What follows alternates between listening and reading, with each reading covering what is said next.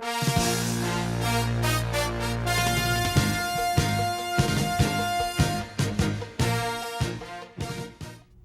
are watching Kean Today. I'm Jonathan Eccles. And I'm Marlene Almonte. Here's the news update. Fall is officially here, and Kean University is hosting the annual Pumpkin Patch Day for any student or family in the community that would like to participate. The event will feature fun activities such as pumpkin picking, carving, painting, and much more. The event will be held on October 25th from 10 a.m. to 5 p.m. in the Liberty Hall Museum. Children under 3 can get in for free. To make a reservation, please call the Liberty Hall Museum. Each year, more than 4 million people raise funds and awareness to save lives from cancer through Relay for Life. For several years, Kean has been proud to be a part of it. The student organization hosted the Relay for Life kickoff on Thursday, October 9th from 3 p.m. to 5 p.m. in the University Center patio. The kickoff was full of fun, giveaways, and free food. The fundraising activities will continue through next April.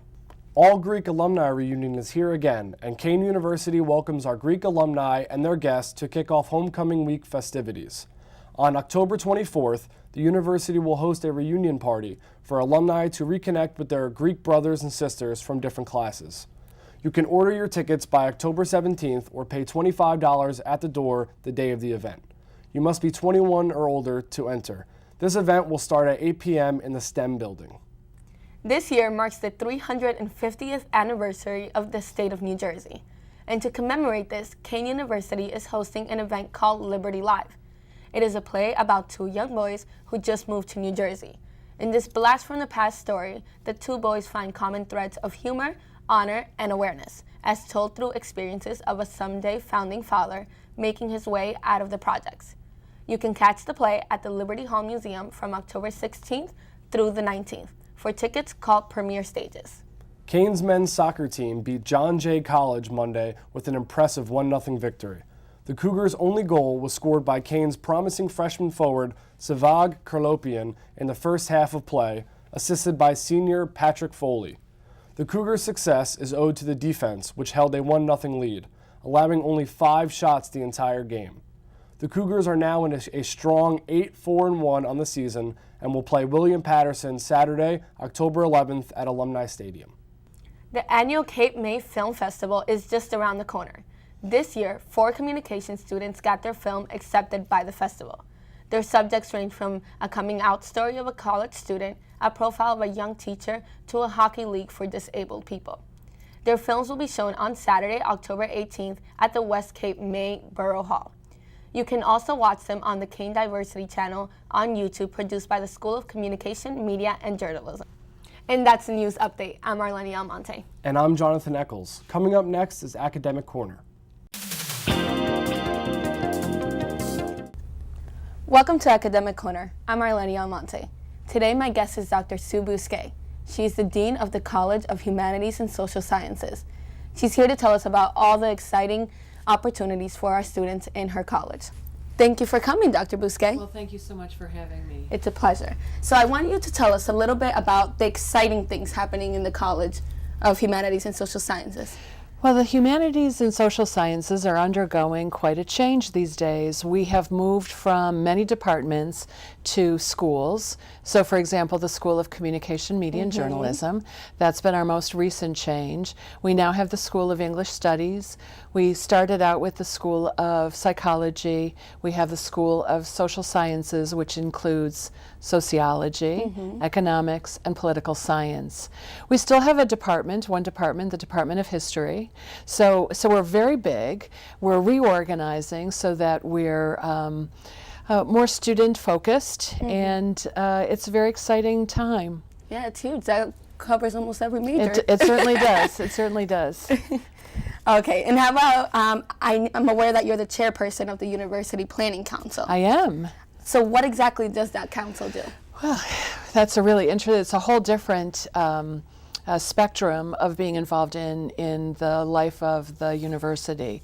The University Planning Council is the most representative governing body on campus, and I'm very proud that it has evolved under my leadership and others, so that we now have all of the vice presidents, appointments from each of the vice presidents. We have faculty senate appointments, so faculty are represented. We have students. We have all of the major union representation. So we are a very representative group. And we oversee strategic planning. We oversee making recommendations for resource allocation, budget considerations, as a function of all of the assessment activities, program review, all of the data that we've been collecting that many students have been part of by having to perhaps write a paper or answer questions orally. So all of those have provided us with data to see how good we're doing. And then as a function of that, we make suggestions about how we can do things better. And how long have you been part of this council? Since its inception. So I've been a member. It's been with the university for a very long time. So, but I've been the chairperson for, I believe, 7 years now. Wow. So it's been a very long time to be a chairperson. But it's also very exciting. I was able to see the last strategic plan be put to bed, and for us to develop this new strategic plan that we're calling Vision 2020, which is consistent with what the president envisions for Kean in the future. So it's very exciting. Well, I hope to see that go far. Yeah, me too. Very exciting. Me too. So we all know that you're the dean here, but you had to start off as faculty, right? I did. So how was the transition from faculty to administrative? Well, it kind of happened over time. So I have to say that when I started off as faculty, I was faculty for very many years. So I began in the Department of Psychology, and I'll even confess that that was 30 years ago this year, so it's been a long time. I was very young, but I won't say how young I was or how old I was. In any case, I started as an assistant professor, and I was doing everything that a faculty member does. I was doing research. I was actively involved in what we called at the time the Learning Assistance Program, which now has become the Center for Academic Success, where now it's blossomed greatly. And then slowly I became an associate professor, a full professor, so that took many, many years as a culmination of all of the service and scholarly work that I had been doing. In 2001, I became the chairperson of the Department of Psychology. It was then the Department of Psychology. So from 1984 to 2001, I was just a regular faculty member, doing what faculty members do, developing curriculum, working with students, teaching courses. And then when I became the chairperson, it didn't change very much. I still taught, I still worked with students, I still participated in committees. So the change has been kind of gradual. Then as we did our reorganization from departments to schools, I became the executive director. And then from that, it just seemed like a natural when our former dean of the College of Humanities and Social Sciences retired, it seemed appropriate for me to step forward and to provide the leadership. Yeah, being that you've been here so long, I have. You kind of had the experience, I right? have, that's right. That's perfect. And we would like to also talk about a little bit about your trip to China. Oh, my trip to China. How was that? It was amazing. So that happened a year ago, and I went with a group of students and other faculty and administrators. So we were a large contingent, and our first stop was Kean University, and at that time we were borrowing space from Wenzhou University. So I didn't really get a chance to see the new building. I saw it and helped put well, I didn't help put the roof on, but I did a little bit of sort of a ceremonial cement moving. So I was able to see the hugeness of the structure, but not really able to see the inside very much. So we toured Wenzhou University campus. We saw the beautiful setting that Kean is in. It's just amazing. Talked with the students, which was very exciting. So we spent a couple of days in Wenzhou, and we were able to take in many of the sites. But I think that there it was most important for us to get to know the students and the faculty and the administrators who are over there. And then from there, because we had the student and faculty group, we went on on, we went to Hangzhou, which is also in the Zhejiang province. It's a beautiful city. It's situated on a lake. It's called West Lake. It's an absolutely beautiful city, very high-end, very affluent area. And so it was just a wonderful experience to see that part of China, to be able to do a little shopping, and it was really a lot of fun. And from there we went to Beijing, and we were able to see the traditional sites. So we went to Tiananmen Square and we saw the Great Wall. It was a once in a lifetime opportunity. It was very exciting. It sounds well, it was, from my point of view, it was really exciting, but also to see the enthusiasm of our students, to actually begin to get a taste of the Chinese culture and all of the wonderful opportunities that are available with our Chinese partnerships. Do you think you'll ever go back? I hope so.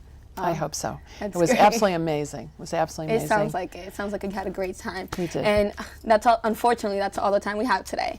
But it was a pleasure having you here. Well, thank you so very much for the time that you had with me today. I'm Marlene Almonte. Thank you for watching Academic Corner.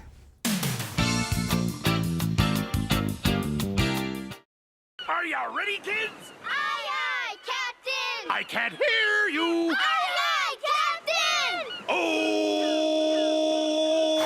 Did you know that one of our fellow Kean students was casted in multiple episodes of SpongeBob SquarePants? We got the opportunity to sit down with Nicole Seeger and discuss her experiences on the show. Then drop on the deck and flop like a fish! I've been acting since I was about 4 or 5 years old. When I was 3, my mother actually brought me to a psychiatrist because she thought there was something wrong with me, and so did the rest of the community, apparently. But I was really just that shy.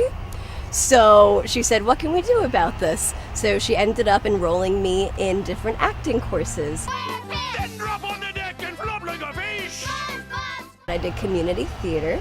So when I starred in Peter Pan as Tiger Lily, a man came up to my mother and I afterwards and said, hey, you have a really, really cool voice. How would you like to work with SpongeBob? And I said, what? That's crazy.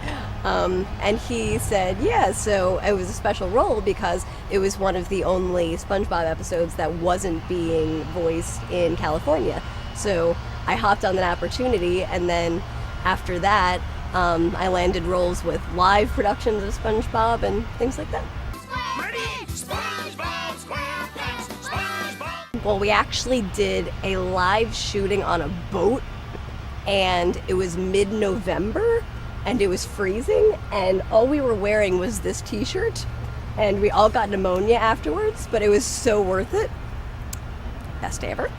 And we shot live with Patchy the Pirate, who's actually the voice of SpongeBob, and that was the first live role that I played on SpongeBob SquarePants. SpongeBob SquarePants! SpongeBob SquarePants! Well, I thought acting was what I wanted to do professionally, and I initially was going to come to Kean for acting, but I decided, what if I can't get a job? What am I going to do? It's not as stable.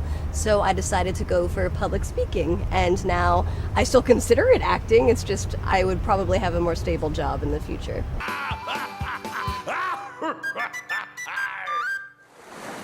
Definitely Mila Kunis. If not Mila Kunis, probably Jim Carrey, because I feel like all of his movies are classics. We wish Nicole the best of luck in all of her future endeavors as an actress and as a public speaker.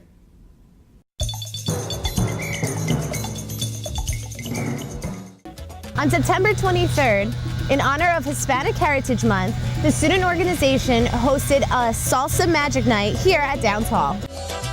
The vice president of Student Org, as well as her team, organized this event so that everyone can celebrate Hispanic Heritage Month. The reason that we have this program is because Hispanic Heritage Month is really, really big, and we want to unite the Latinos as well as raise awareness. The student organization hired professional salsa dancers to teach students how to dance, and they had a blast. Are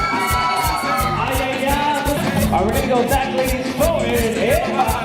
We're going left, ladies, right? For student organization, it's really important that we bring the student bodies together, and that's why we have events like these that celebrate different cultures and heritage. I came to Latin Night because I wanted to learn more about the Latin culture, the dances, the women, and of course the food. Everybody had their own reasons behind attending this event. I'm here tonight at Latin Night because, you know, I wanted to learn how to do the Spanish dancing. You know, any Spanish women out here, you know, I wanted to see what they was about.